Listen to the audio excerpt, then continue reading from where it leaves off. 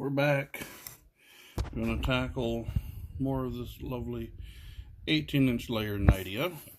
Wrong direction. I'm going to try to air scribe the matrix off of the tail end of the fishy. I may not get to the air abrasion tonight.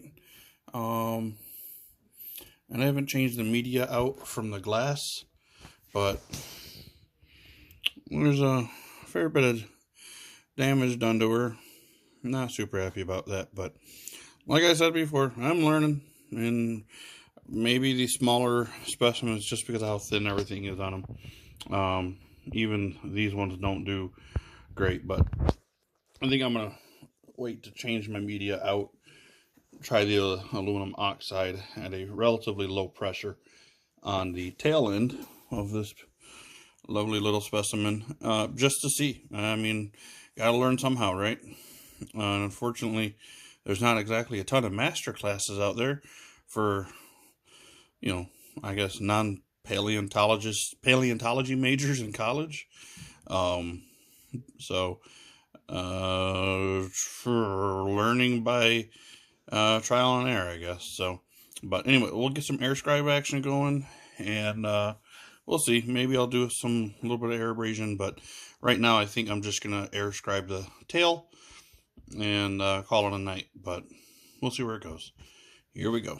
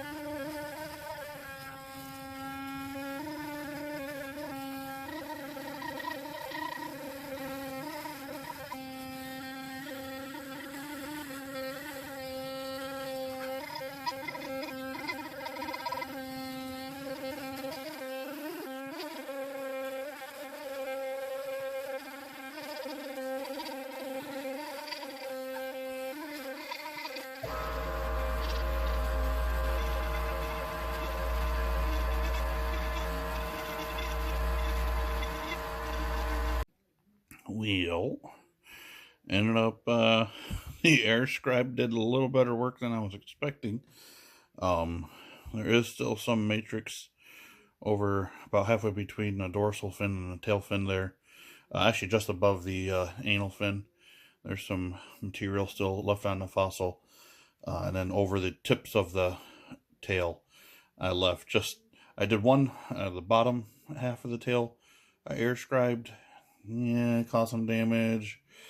And then I left matrix over top of the other half of the tail so I can take it into the air abrasion cabinet and see how well it does on the thicker or the fine parts of the tail. So, and I'm keeping the head covered up because I went ahead and just air scribed the head.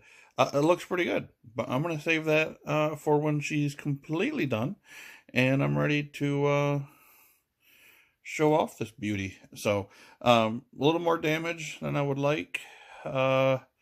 Again, maybe actually having prepped most of this down to the fossil with the air scribe. I did notice parts of it were a lot more sensitive to the fossil just flaking off. So maybe it's not so much the air scribe. Maybe it's just, you know, the luck of the draw in terms of how well concreted to the substrate the fossil preservation is. So, but I like this one. I think it looks a little better than the other one, which, if you remember, looks like that. I think they both look good. Both have character. And the face on this one, I think I like more. The mouth is a little more interesting. So, anyway, I'm going to leave it at that. No air abrasion tonight. I'm going to try to do that tomorrow when I get home from work. And this one will be done.